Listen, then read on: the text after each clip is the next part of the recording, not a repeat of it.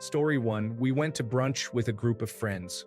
My wife couldn't finish her meal and said, "Does anyone want my bacon?" Instead of immediately defaulting to offering it to me, her husband.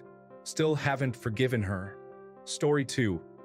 Well, my wife brought herself home a chocolate bar the other day and didn't bring me one, stating, "Oh, I didn't really think of you. It might not have been cheating, but I haven't let her forget this week that I mean absolutely nothing to her." Story 3.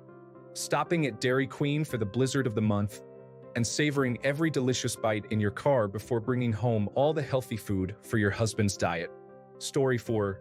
Monkey branching, also known as approaching a romantically compatible partner to pursue a friendship with them that is entirely innocent and platonic and does not breach any sort of boundaries in any way. But the intended goal is to keep them in the loop and stay in touch, so that you have an exit strategy should your current relationship go south. Story 5. Break up with someone and say you still want to fix the relationship but can't do it right now. Keep doing the same couple of things you used to do. After a few months, suddenly cut off all contact for 2 weeks, become involved with someone else, come back and pretend nothing happened, and say you still want to move on and fix the relationship. Technically, it's not cheating because you're not officially together, but it's still cheating since you're going behind someone's back. And you know this person would leave you and never talk to you again if they knew. Specific, I know. Story 6. If you wouldn't do it with your partner standing right there, don't do it. You know where the line is. You know when you're towing it. You know when you've crossed it. Don't play dumb. Story 7.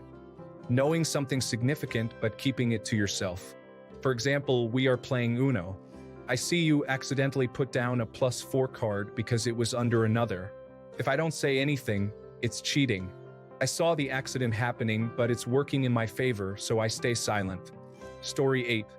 Allowing someone to believe they have a chance with you, or in other words, leading them on, or not rejecting someone immediately when you're in a relationship and intentionally leaving out the fact that you're taken from the conversation. Source: been there, done that. Story 9. This has actually happened to me before, but it was during a test when I needed to go to the bathroom. I asked if I could go, and the teacher said yes. However, upon my return, the teacher mentioned that I had been gone too long.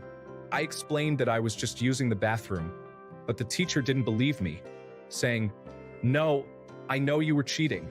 As a result, I received a 0 on that test.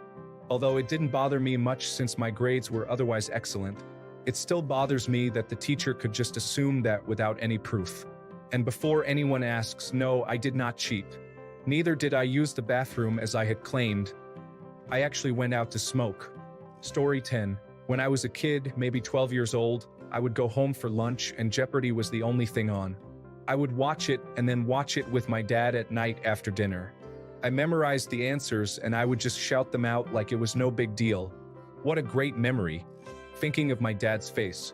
Just like, why do you know which 1713 treaty ended the War of the Spanish Succession? It is probably really cheating. Story 11. I found this out the hard way. It was a rough patch with an ex. We got into a fight. She was supposed to go on vacation with me and my family. She opted not to, and while I was away, she slept with a mutual friend of ours. It turns out I said we were done while we were still living together. She took this to mean we broke up. I took this to mean we're done with this conversation. I tried to forgive her, but she showed me a part of herself I couldn't move past. I loved her and I still miss her often, but who takes one conversation and then becomes involved with someone a week later when you still live together? Turns out she's now dating a different guy she told me was just a friend, and he used to text her all the time about how he hates his fiancée. And then she brought me to his wedding. So yeah, I really have no clear understanding. Story 12. Using Synchro, XYZ, Pendulum, and Link summoning against a newbie who doesn't even know these exist as summoning methods yet is daunting. They made their plays, and suddenly you linked 4-0 away into some god monster they can't hope to fight because they had no clue that was even a mechanic. Not technically cheating, but don't be shocked if they punch you in the face for cheating afterwards. Story 13. Emotional cheating involves having an emotional relationship with someone that encompasses all aspects of a relationship except for physical intimacy. To me, this is still considered cheating. Honestly, any relationship you keep secret from your significant other is cheating. Story 14. Continuing to hang out with someone who is obviously in love with you and would jump at the chance to be with you because you don't have feelings for them, so it's fine. That's just unfair to everyone. Story 15. Deep emotional connection with someone to the point you feel like they understand you better than your current partner. It's always a trap because you don't really know them that well, and it's just one aspect in which they seem to be better while in fact they might not be. Story 16. Cheating is whatever your significant other thinks is cheating. Everyone draws their own lines in the sand. If you're not comfortable with where they draw the line, it's probably not going to work out. Story 17. I guess when I found out he had taken another girl's underwear from her bathroom floor because he liked her.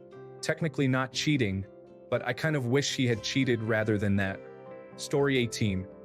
Not mentioning when you make new friends who are single and considered very attractive may not constitute cheating by any means, but it can be very alarming to learn your partner has a new attractive friend that they never actually talk about or bring around, yet talk to frequently. Story 19. One of my friends once found messages from his girlfriend telling some guy she was online friends with how if she gave him a lap dance, her moves would make him burst in his pants. He was like, "Is this cheating?" I said, "Bro, that's basically sexting and emotional cheating. You can't be telling some guy you'd make him flood his khakis with a lap dance. That's crazy." Story 20. I had a girlfriend once who accused me of cheating on her because I watched pornography.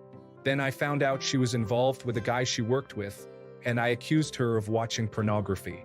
We didn't last. Story 21. Lying about your past. A sexual relationship is founded on certain terms, one of which is your past. If you have lied about those terms, then you have broken the basic contract. Story 22.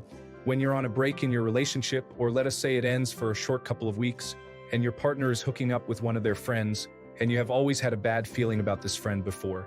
Then, 2 weeks later, you're back together. In that short time, you weren't officially together, but it really feels like cheating. Story 23.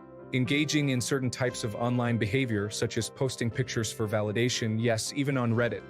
Liking someone else's suggestive pictures.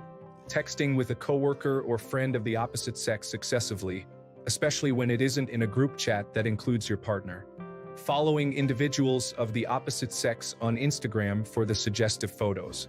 Essentially, any online engagement with the opposite sex. Pornography I am okay with. However, engagements with cam girls or Instagram models I strictly oppose. Story 24.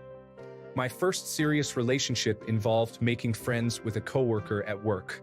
On my side, it was nothing more than friendship, so I did not understand why my ex was upset. This actually ended our relationship. A few days after, my coworker made her move. I didn't see it at the time because I only saw her as a friend.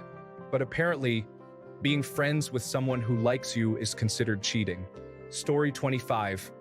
Intentionally being flirty when you're in a committed relationship. I knew my ex was flirty when we met, but she was also one of those people who was so friendly it could be taken as flirting a lot. Being with her for 20 years, I knew the difference because I'm not an idiot. When I felt like she was crossing a line with a few guys over the years, I said something. She always said I was being insecure, but I was fully secure. I was the only one working, I paid all the bills, I cooked dinner every night, and I paid her way through 16 years of school.